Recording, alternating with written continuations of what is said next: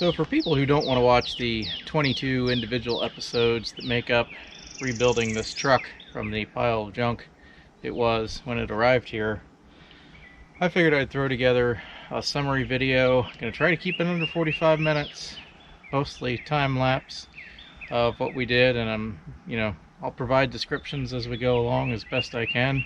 Going to make it as quick and painless as possible, and we'll just get the restoration start to finish of this thing in one episode. We'll start with just a quick walk around and a reminder of what it looked like when it got here and where we started, and then we'll wind up at the end, do a quick final walk around, and well, that'll be it. So one episode rebuilding of this truck. Here we go.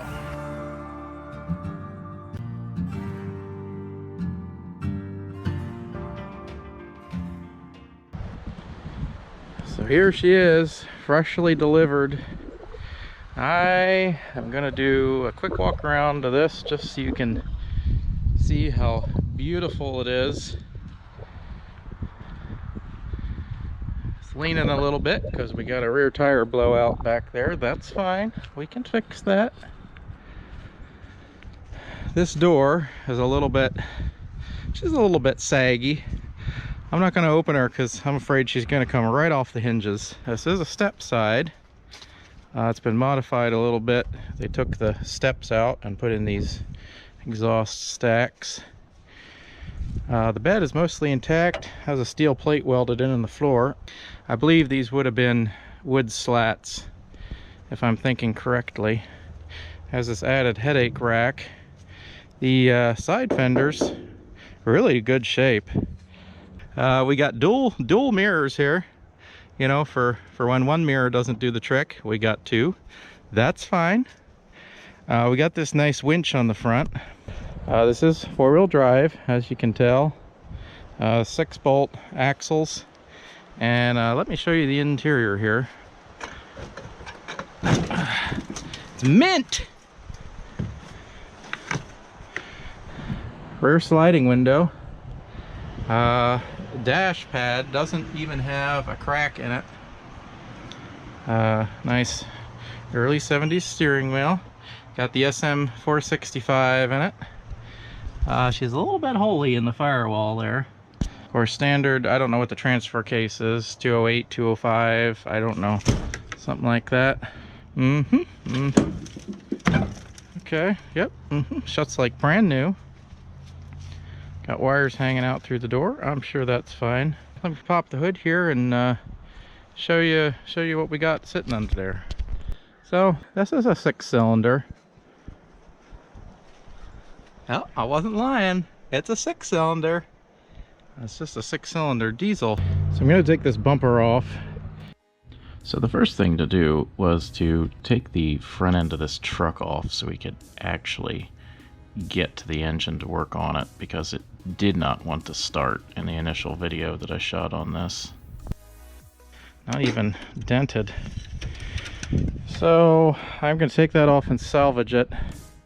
At this point I had no idea where this project was going, because I didn't know if the engine ran, I didn't know if it drove, I didn't know the condition underneath of the drivetrain and the brakes and all of those things, but I did know that I wanted to at least save what I could.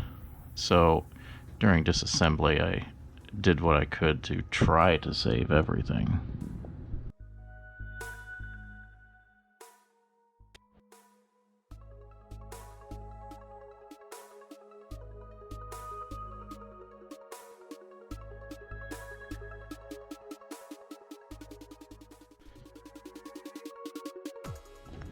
This was originally an AC truck, and it did have AC equipment on it when I got it, and we may be putting that back on, I'm not sure, but I had to tear all that off so I could actually get to the injection pump to see what was going on and to see what I needed to do, because I was a little unfamiliar with this engine, but access was the primary reason for all of this here. Now, according to my calculations, the pump should... Once I had the pump dismounted, I figured out that it was jammed up pretty bad with 32-year-old diesel fuel, and it had just turned into glue and gummed everything together. I did manage to salvage most of it, and this is obviously in its almost own video to cover all this, what I did to the pump, but it was basically a tailgate rebuild that wasn't very pretty, but did the job.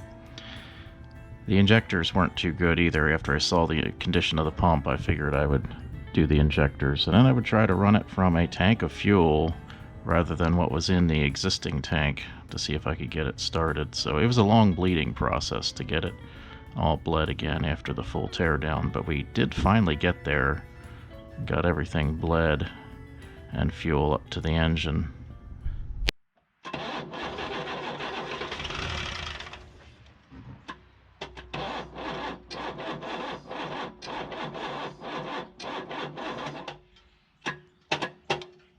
It ran!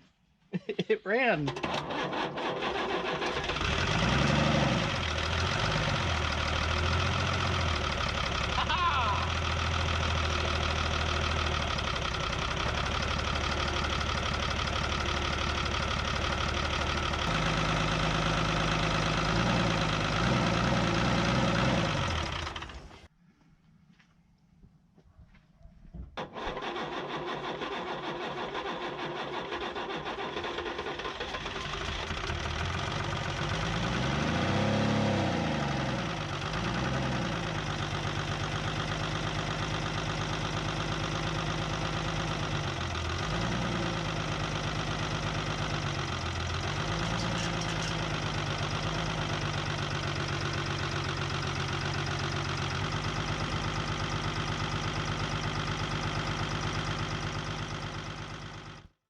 Now that I knew that it ran, I wanted to see if the drivetrain, the transmission and axles and everything would actually move, but I needed to do something about that tire on the back, so I just threw an old tire on it that I had laying around. It wasn't the right one, but I made it fit just to see if we could drive it. Okay, that'll be enough to test drive it. And I figured that I wanted to have it on its own tank rather than just running it off of that fuel can, so I pulled the bed so I could check the inside of the tank and drain it and make sure it was clean and everything, because after sitting for 32 years, you just never know what you're going to find inside there.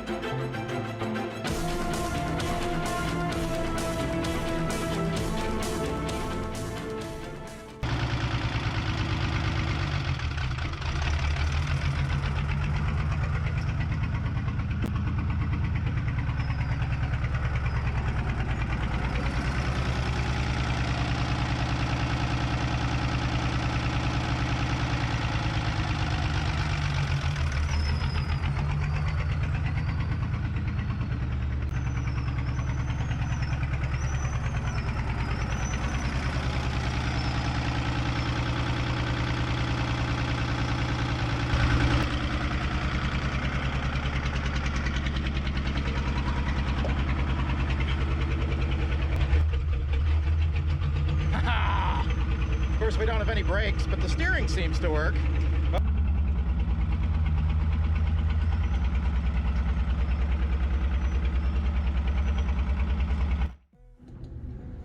So at this point, I figured I'd come this far, so it might be worthwhile to actually kind of maybe restore this thing, and I found a cab cheap enough, because this cab was obviously beyond shot. So I decided to strip everything out of this cab and yank it off the frame so that I could try to do something, maybe bring this truck back to life. To the base, ay, grooving to the base, nah, grooving to the base, nah, grooving to the base, nah, grooving to the base, nah, grooving to the base, nah, grooving to the base, nah, grooving to the base, nah, base, nah, base, nah, grooving to the base, nah, grooving to the base, nah, grooving to the base, nah, grooving to the base, nah, grooving to the base, nah, grooving to the base, nah, grooving to the base, nah, base, nah, base, nah.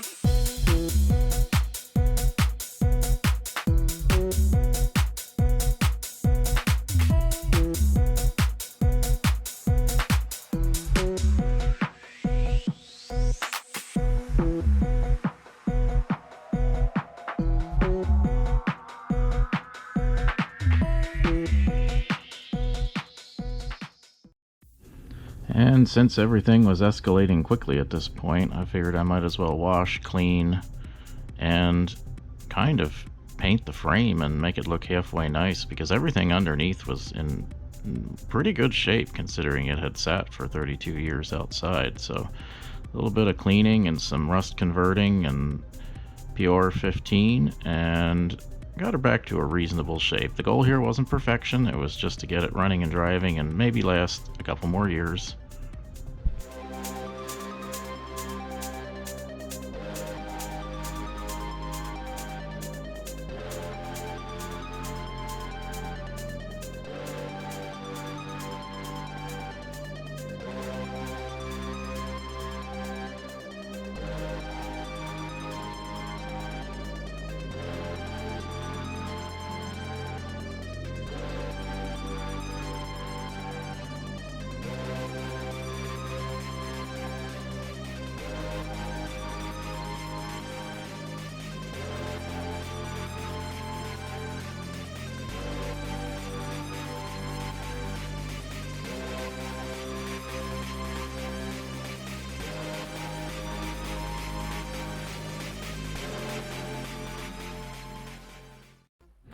So the cab I had found was not perfect, but it was cheap, and so I had some sheet metal to patch the little bit of rust that was in this cab. Compared to the absolutely destroyed condition of the old cab, this one was nothing. So this isn't anything I haven't done before, so I kind of made my own patches and cut and welded, and away we went.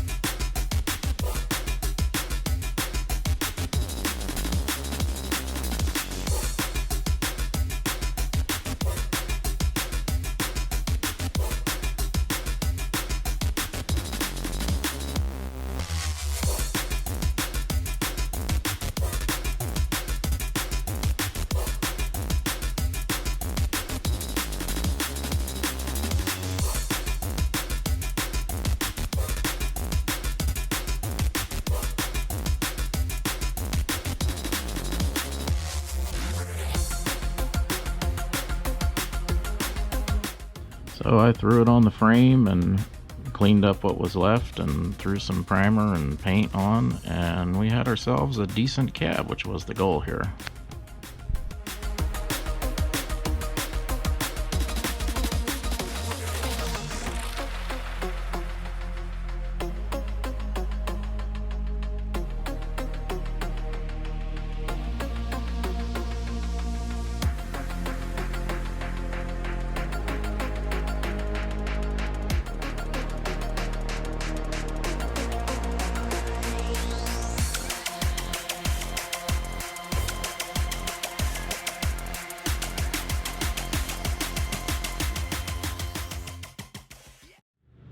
Well, we need to get this windshield out of this old cab. So the windshield in this truck was tremendously good. It didn't have a single chip or crack or anything wrong with it, so I worked really hard to save that. And put all new seals, made sure it was sealed up tight. And the windshield turned out pretty good. The doors were a problem. I had to find completely different used shells because the original shells were beyond gone. And as usual, they were cheap, but they did require some patching in the usual spots. So I patched away and painted and sanded and painted and sanded. And eventually we wound up with some decent door shells. The old cab didn't have chrome around the door tops, but this cab did. And since we were sealing up the cab, I just did the cargo light now. Since this was an 86 cab, it had a cargo light. The old cab did not have that.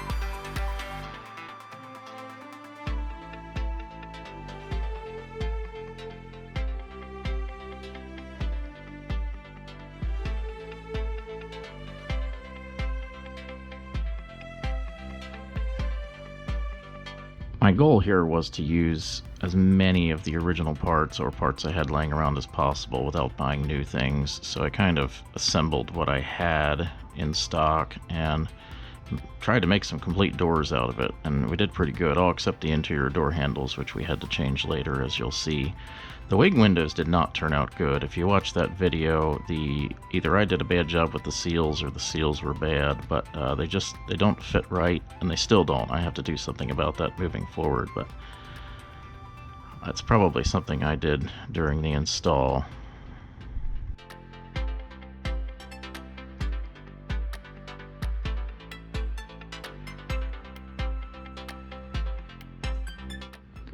And again, the door glass and all the interior parts of the door I cleaned up and reused as best as possible. I had a bunch of different pieces of glass from different years, and they're different thicknesses and things, but I mixed and matched and got some nice pairs of parts that worked in these doors. And of course, we continued with all new seals, since rubber and everything is cheap. You don't want to skimp on those things.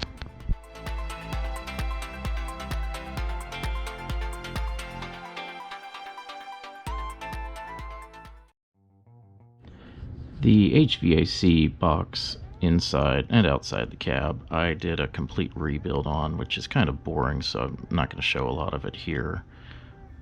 If you want to see that, you can go watch the main video, but I did completely rebuild the HVAC box and set it up for possibly adding air conditioning down the road, since the truck was set up for it. I did have some trouble with the controller for the AC, since it's an old vacuum controller, but I did finally manage to get it working. And hopefully, if and when we put in AC, it will do the job just fine.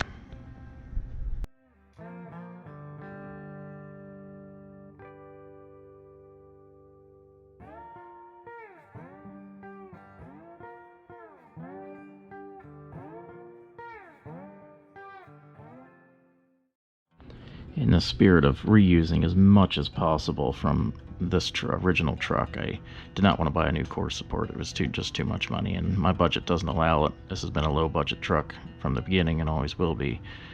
But I did my best to salvage the original core support just by replacing the metal that was gone from battery acid leaking down over the years. And since it's not highly visible, our goal was structure, not prettiness.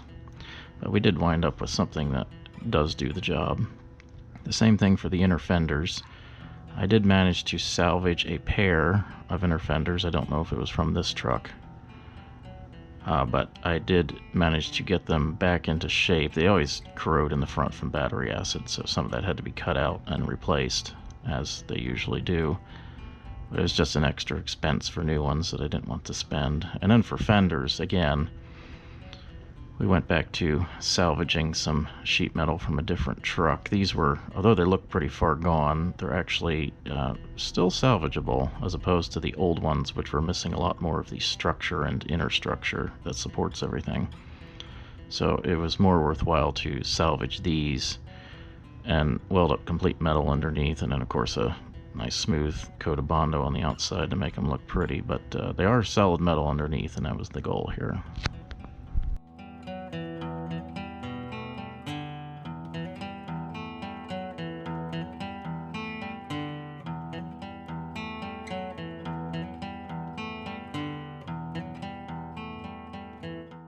This truck was originally yellow, and I decided to keep the color because it's what's on the title, and it's just easier that way. Even though I'm not a big fan of yellow, it is a very cheerful color. It is very hard to get body panels aligned if you've never done it before, especially when they're from mismatched vehicles. The doors, the fenders, and the cab were all from different vehicles, so it was a bit fun to get them all aligned. And then, of course, the same thing from the passenger fender.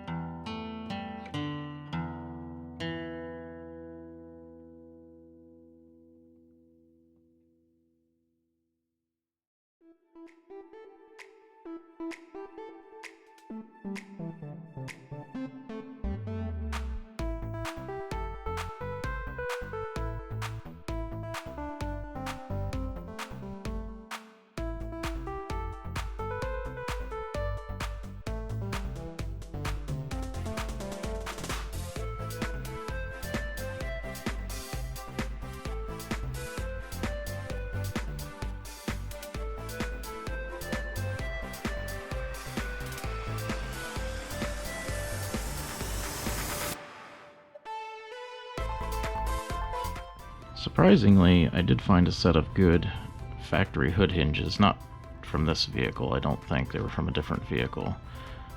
But they are original to about approximately this year. And of course I had to modify the cowl a little bit because I'm putting in 86 wipers because it's an 86 cab. And of course we put in the horns and put the front end back together with the lights and everything. I did, again, try to salvage as much as possible down to the original headlight buckets. I could not find a good used hood. I ended up buying one as cheaply as possible. It was fairly expensive, but I think it was worth it because it would have been extremely difficult to salvage any of the hoods I had available. They all tend to rust out in the front or kink in the middle, and I did add reinforcing struts on the underside of this hood just to make it less likely to kink in the future. They're not highly visible, but they're there. And I did realize I had to put in a new radiator, which I didn't want to do, but the old one had gotten damaged at some point during the process, so. And I did buy new headlights. I didn't see the point of reusing old headlights. And of course the original trim that I had salvaged back in the beginning I cleaned up and reused because it's in tremendously good shape. It's a little age-worn, but it will do the job in keeping with the look of our truck. Now the gauge cluster I completely rebuilt. The old gauges were shot and hardly any of them worked, and they were old and rusty, so I went with a completely new gauge cluster, new gauges, new senders, and everything that goes along with that, and kind of did it the way they did originally by reusing the original cluster backing plate and front plate and bezel. Try to keep some of the original look of the truck. And of course I wired up its own junction block for easy maintenance in the future. The battery trays were custom made by the original builder of this truck, and they had deteriorated significantly. He had used wood in the base, and the acid had soaked down through the wood and the metal. I decided to do fully welded trays and PR-15 them to give them a coating to at least last a few years longer than they did before. But they're very heavy-duty trays, so I figured I would make use of them. And of course, we threw in some new hoses to replace the old ones to fit the new radiator, and heater hoses. And then we had to get the vacuum set up for this truck. It does have a vacuum pump, but I needed to make sure that it would work since we're going to use it for possibly the brakes and some other things. Like the HVAC system, it needed to have a correct manifold, at least somewhat. And then the air system, I don't know what I'm going to use the air compressor for, but since it's on the truck and worked, I wanted it to be set up and accessible so that it would work properly. And then we just put an engine stop lever. And the wiring, I'm just going to gloss briefly over the wiring in here, but it was fairly complicated, but since it's a diesel, it's not completely original. You can't just throw a harness in since it's a little bit different than standard square body wiring. But we did manage to reuse a good bit of the original harnesses. We just had to repurpose some of the wires for the different gauges and so forth.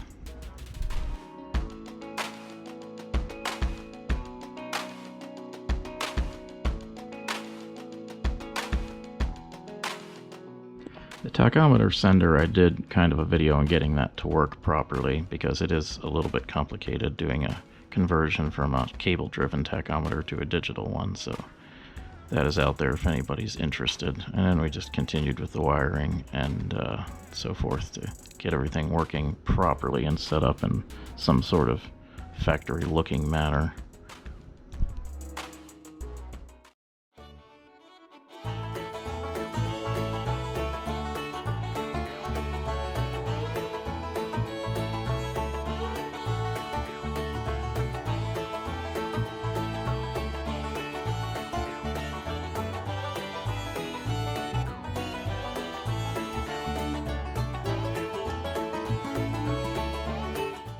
I did try to keep as much of the original switch gear and things as possible, but in the end I did end up replacing a good bit of it.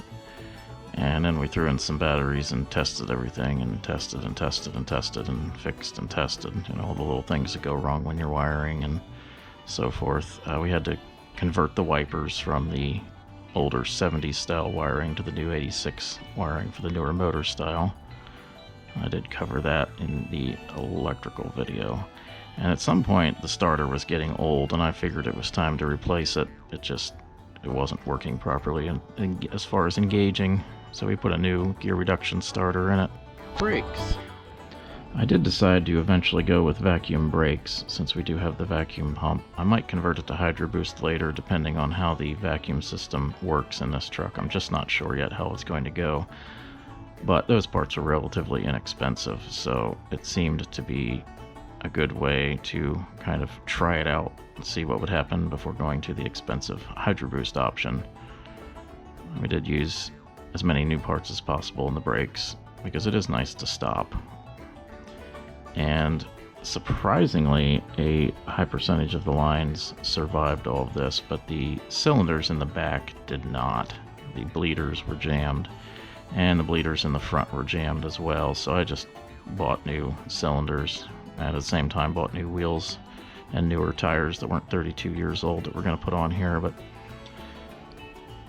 I did have a little bit of difficulty bleeding the rear, but we did finally get there. I only had to make one new brake line, which I was surprised for sitting that long. It did pretty well, and the lines look pretty good inside, but we did finally get everything bled and working in the rear.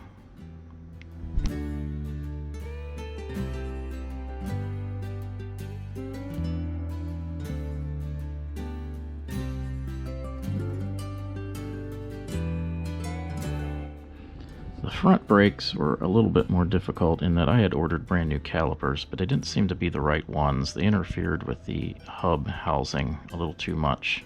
I don't know if they're for a C10 and not a K5 or a K10 where it has that four-wheel drive axle hub sticking out. So I did manage to salvage the old calipers though by extracting the fittings and so forth and using new fittings.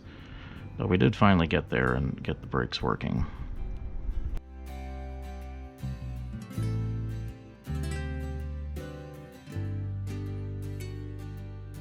We need an air cleaner for this.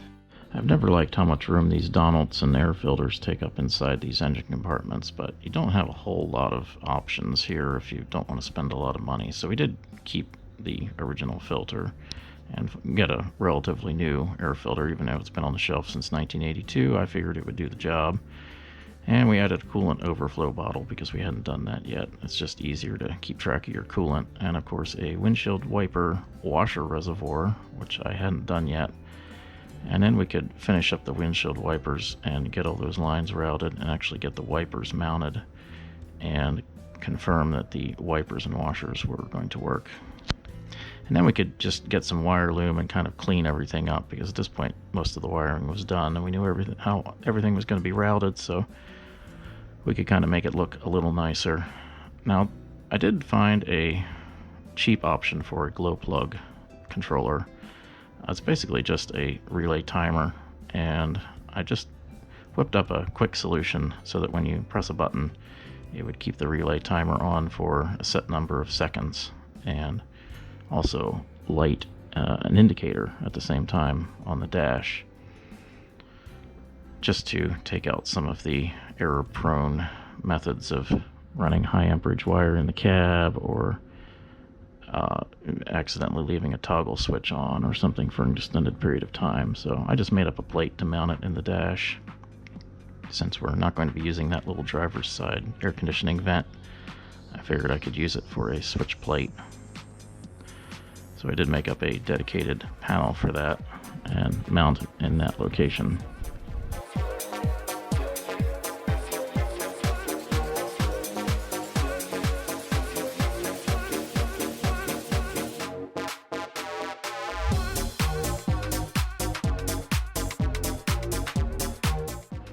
I did want to reuse the original column because a true manual transmission column for one of these trucks is pretty expensive.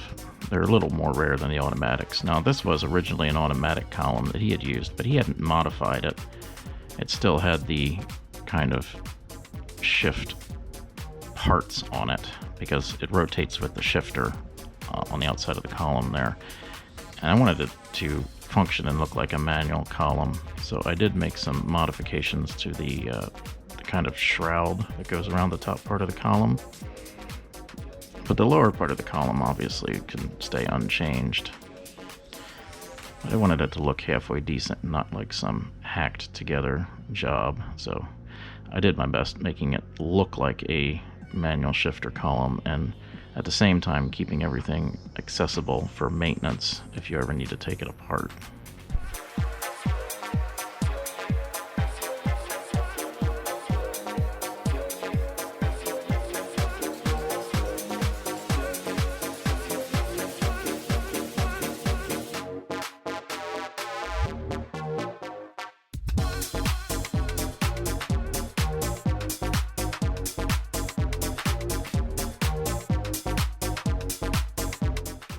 I reused an old set of door panels from one of my other trucks.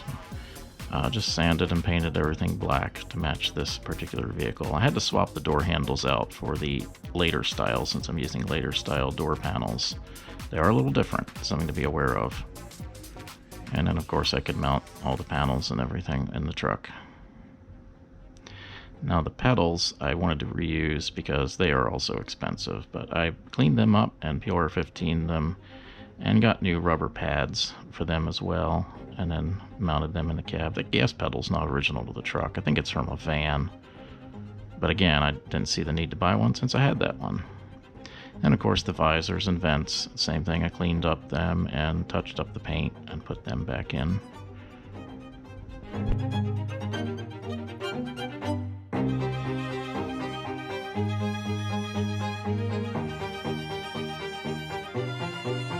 The ashtray got a new power plug because that's important to be able to charge your phone these days. And the glove compartment, I did manage to reuse the original glove box because the hinge was still intact. So after everything was cleaned and painted, that went back together and back on the truck.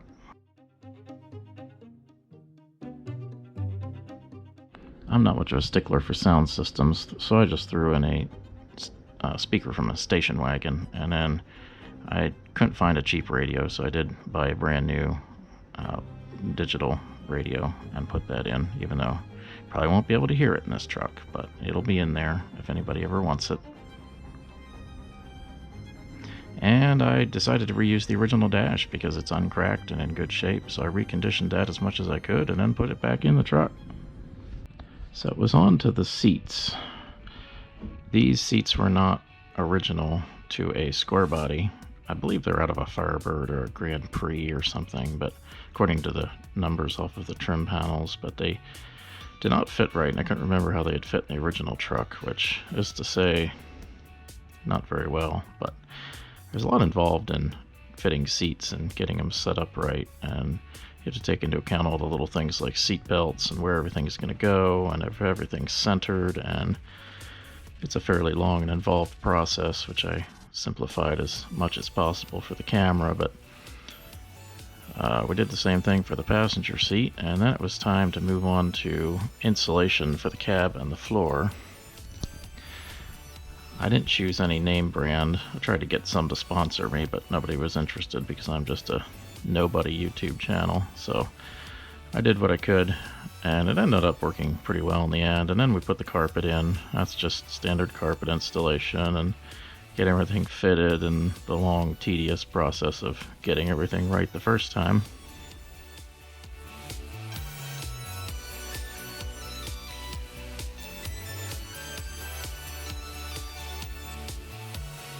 And it was on to some of the trim pieces that had deteriorated over the years the truck had been sitting, and just generally kind of sprucing everything up, including the seat belts and getting everything working and making sure all the seat belts were functional, of course, but pretty much just making everything look good and getting the trim installed and making sure that everything was functional and looking good.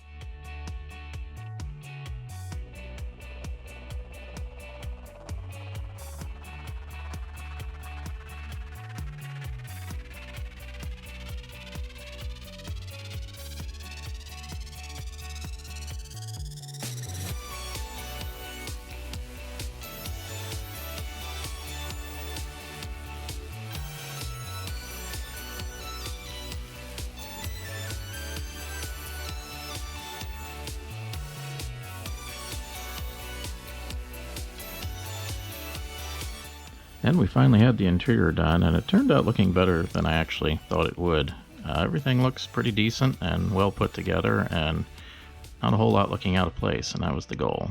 So we moved on to the bumpers on the truck, and I wanted to salvage the original bumpers because they kind of added some, well, character to the truck, and it was part of the original build, and I didn't have the money to replace them anyway, but it was something I wanted to preserve on the revision of this build that I'm doing, so I did my best to keep what was there while still kind of keeping it within the parameters of what I was going for, which I didn't want a garishly overstated bumper, so I trimmed it back a little bit and so forth, and mounted it back on the truck.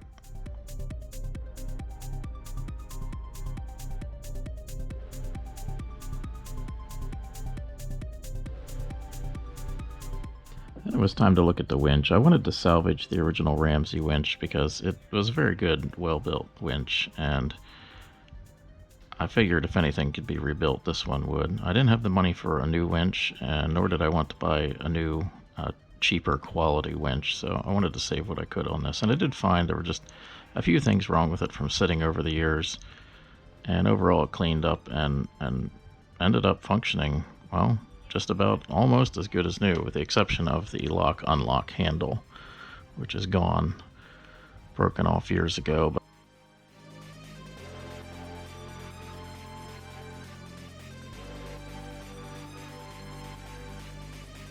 I tried to salvage the winch controller unit as much as I could, and of course the handheld unit is basically just a switch and a plug and some wires, so that was pretty easy to salvage. But the original solenoids and things were long dead, and they are very expensive to replace these days, so I opted to not reuse them. I went with a newer winch control system, which does come with these remotes, but the remotes I haven't quite got working yet. It's a little different wiring, but I put the new controller on the truck, and I did eventually get that to work properly. So we do have a working winch on the vehicle now.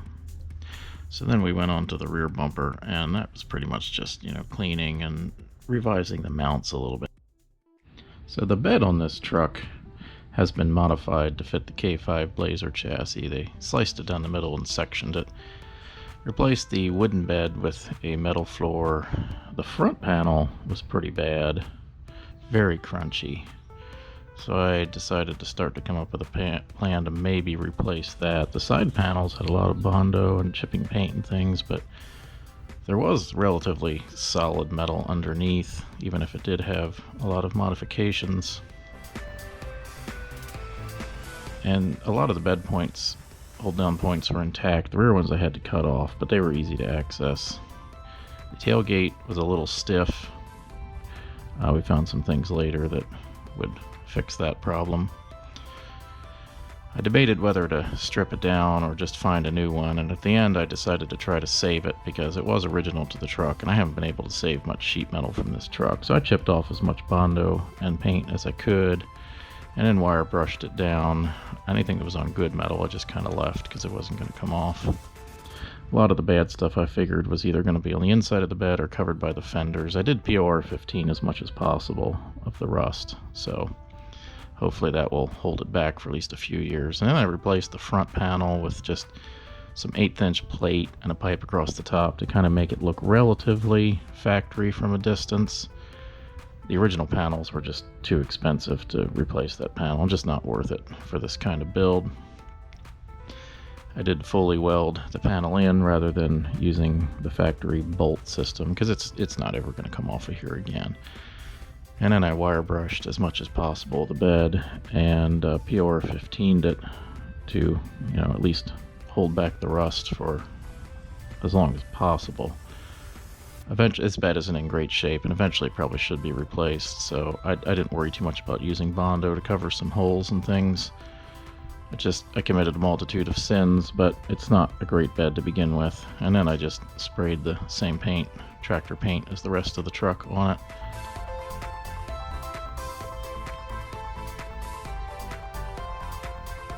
And then we went ahead and put it back on the truck.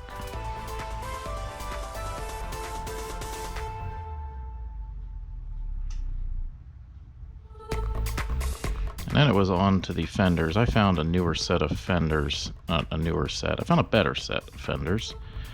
The old set was, well, they had been chopped and modified a little bit, and I didn't like that. I wanted to kind of keep it more, you know, with the original fender shape. So I actually found a 70s set with the proper tail light marker lights, and cleaned them up and just gave them a quick clean up and spray, and then we put those on, and they did bolt on relatively well. There were some issues with the original holes, but they did fit right on. And then I decided to use the fuel fill from the original truck style rather than the rear on the Blazer, and just ran a hose up to the front of the fender. We'll see how that works later. I don't know if it's gonna click the pump off too much or not, but we will see. The tailgate was pretty bad. I wire brushed down as best I could and debated whether or not to go with the patina look on the tailgate, but in the end I just figured it wouldn't fit the look of the truck to just keep the tailgate patina. I did fix some issues with it, welded some holes, fixed some rust patches, major rust patches, things like that, and I sanded it down as best I could. There is some rust fitting in things. Now the light brackets, I decided to use the original light brackets that he used rather than the factory ones, because the factory ones wouldn't fit because the fenders are right up against the rear post. So we just used trailer lights, kind of like he did on the original build. This bumper sits higher than he had originally installed it, the way I bolted it to the frame rather than welding it. So we had to modify the bumper a little bit, just a hair, to get the headlights to slot into place and at least look halfway decent.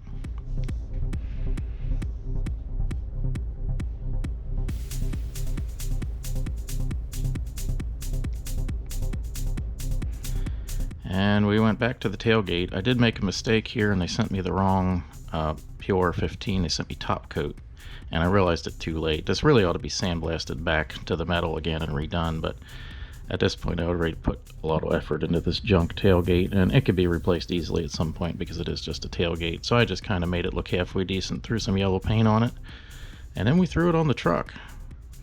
And that was pretty much it for the bed install and the whole truck.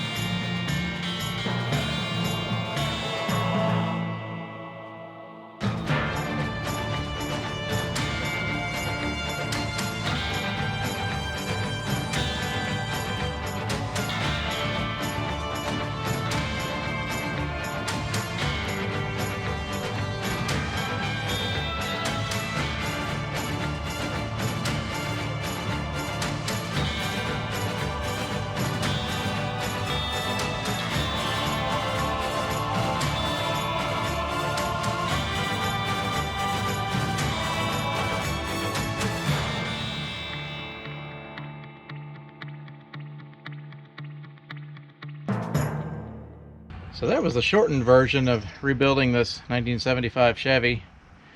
Hopefully, you know, it was maybe a little bit more enjoyable, or maybe a little less, I don't know, than watching all individual 22 episodes at length. But if you want to see those, you can go back. They're on the playlist for this truck. And if you want to see more on this truck, I don't know, we're gonna maybe do some things with it in the future, and we still gotta do a shakedown and some other things. So those will be coming up. If you want to watch those, feel free to like, subscribe, hit that notification bell down there. That does something too. All the usual stuff. And as always, thanks for watching.